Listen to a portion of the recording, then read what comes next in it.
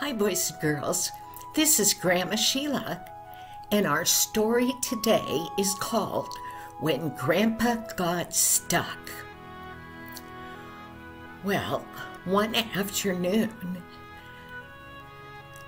Mother and their two daughters, Anne and Kathy, they were at home when Dad came home, and out of nowhere he announced that he had to go to Europe, probably for his job. That's halfway around the world. Well, they lived in the outskirts of Chicago. And Mother, she looked at Daddy and she said, "That's fine. You go to Europe, but while you're gone, I'm going to take the girls and take the truck, and we're going to go off to Montana to see my parents." Well, it was agreed. Daddy got all his stuff together and took out for the flight that he was supposed to go on, and they put their suitcases, which had enough clothes in it to last for 3 months. That's a long vacation. Well, they set off, and Mother drove that pickup truck for 1,200 miles. And when they got to Grandpa and Grandma's house, they ran up to the door and knocked. They hadn't told them that they were coming. They wanted to surprise them. So, when they went in, they found that Grandma wasn't there. Grandpa said, "Well, she went away for a little while. She decided to take a job for a little bit at a girls' school about 150 miles from here." And then Grandpa got a wonderful idea. He said, "Why don't we go see her? She'd be so glad to see you guys." Well, Mother said, "Well, I guess we better just take my truck then."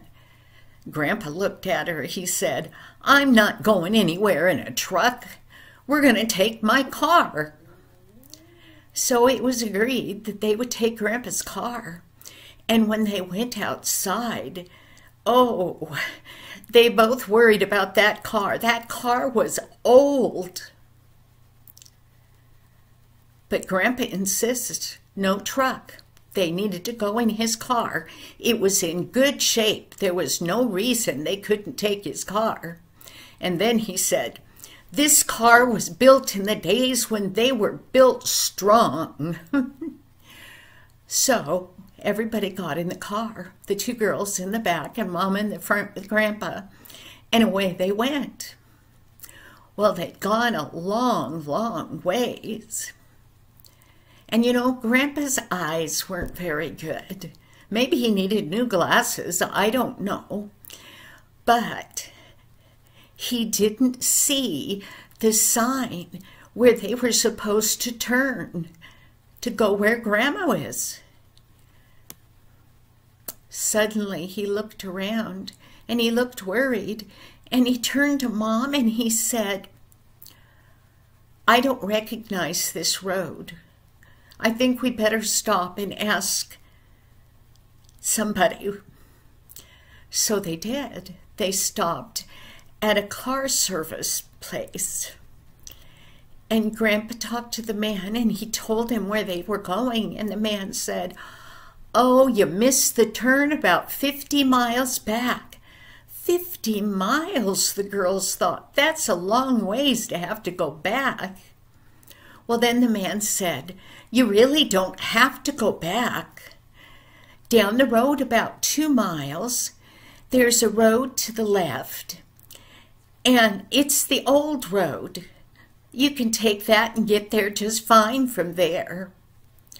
Well, they went down the road those 2 miles, and they took that turnoff, but that turnoff, it wasn't paved at all. And it had big rocks sitting on it, and it had huge potholes. So Grandpa, he carefully drove down that road around this pothole and around that one, and ooh, he missed that rock. Well, they had gone 10 miles, 20 miles, 30 miles. And I don't know, that maybe Grandpa just didn't see it, but the biggest pothole in the road yet. And Grandpa's car went whoop right into that hole and settled down. Well, Grandpa thought, well, the car had stopped. You know, sometimes with a huge bump, a car might stop. But he kept trying to turn it on. He'd make the key go. But the car would not start at all. Matter of fact, it didn't. The engine didn't make any noise at all. Well, Grandpa got out. He said, I'll fix it. He got in the back and he got out his toolbox and he got under the hood and he tinkered this way and that way. But the car would not start. So he shut the hood and put his toolbox away. And Mother said, what are we going to do now? I mean, it's miles from any shop that works on cars. Grandpa said, we'll push. So both girls and Grandpa and Mother got out and they started pushing on the back of that car. Pushed as hard as they could, and they pushed as hard as they could. Back and forth they pushed. But they couldn't get the car out of that big pothole. And Mother said, now what are we going to do? And Grandpa said, we're going to see if we can push it backward. Maybe it'll come out of the hole that way. So Mother and Anna was the oldest, they got in the front with Grandpa and they tried to push it backward. Well, Kathy, instead of going to the front of the car to push it backward, she quickly went. There was an embankment that went down, and she didn't say a thing, but she climbed down that embankment. And when she got to the bottom, she looked around. There was nobody around there. And she knelt down. And she said, dear Jesus, we need help. Grandpa's car is stuck. Could you please send somebody to help us? We want to go see Grandma. And she said, amen, and she climbed back up. Well, she went around to help push, and Mother said, I can't push anymore. I am so tired. And Anna said, me neither. I can't push anymore, Grandpa either. Well, Grandpa said, I don't know what we're going to do then. And then he looked around, and Mother said, well, Dad, what are we going to do? You know, it was her dad. The Grandpa was. And he said, we're going to walk. Come on now. Let's go. Let's walk. And Mother said, another 30 miles? We can't walk that. And Grandpa said, well, if you don't get going, it's going to get dark and it's going to be cold. We need to go right now. Well, then Kathy, she said, Grandpa, and she kind of pulled on him. She said, Grandpa, can we wait 15 minutes? Please, can we wait 15 minutes? And Grandpa said, why? And Kathy said, because I asked Jesus for help and I know he's going to send us help.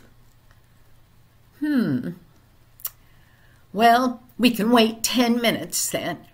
So Grandpa, he started looking at his watch. And it was very quiet out there. The only noise there was a crow that was up in one of the trees, and then it flew up in the sky, and it was making the most awful noise. Well, that 10 minutes was past, and Grandpa said, we gotta go now. It's been 10 minutes. And Kathy said, please, Grandpa, just another 5 minutes. Please, Grandpa. Well, Grandpa was getting impatient. He said, "Oh, all right." So they waited. And by this time, there was no sound around them. It was just quiet. Well, after about 3 minutes, Kathy said, "I hear something." And Anna said, "It's just that old crow." And Grandpa said, "No, it's not the crow. It sounds like an engine. Matter of fact, it sounds like a truck." So they waited as that noise got louder and louder, and sure enough, over that road came a truck. And the truck parked right behind that stuck car. And a man jumped out and he said, "Looks like there's trouble here." Well, he got under the hood. And after a little bit, the car started. And with the help of the car and a little push and pull from behind, they were able to get out of that hole.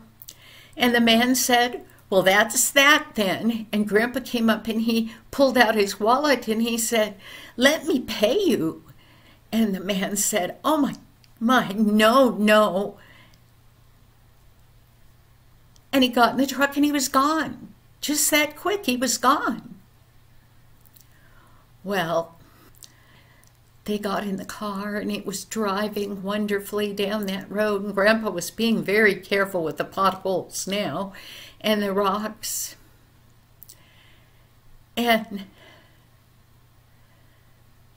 Grandpa said, "How did you know somebody would come help us?"